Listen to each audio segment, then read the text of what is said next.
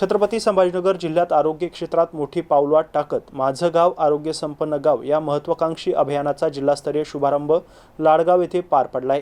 जिल्हा आरोग्य अधिकारी डॉक्टर अभय धानोरकर यांच्या हस्ते या अभियानाची सुरुवात करण्यात आली आहे। महाराष्ट्र शासनाच्या सार्वजनिक आरोग्य विभागामार्फत राबवण्यात येणाऱ्या या अभियानाचा उद्देश ग्रामीण भागातील नागरिकांना त्यांच्या गावात दर्जेदार आरोग्य सुविधा उपलब्ध करून देणे आहे।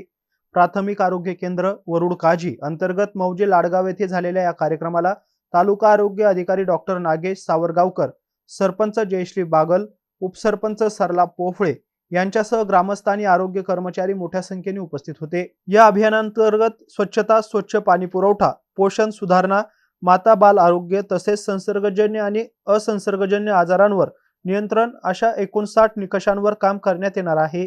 लोकसहभागातून आरोग्य चळवळ उभी करण्याचा शासनाचा मानस असून उत्कृष्ट कामगिरी करणाऱ्या गावांना आरोग्य संपन्न गाव म्हणून गौरवण्यात येणार आहे। या अभियानासाठी राज्य सरकारकडून तब्बल 80 कोटी 75 लाख रुपयांचा निधी मंजूर करण्यात आला असून विविध स्तरांवर कोटींच्या पुरस्कारांची तरतूद करण्यात आली आहे।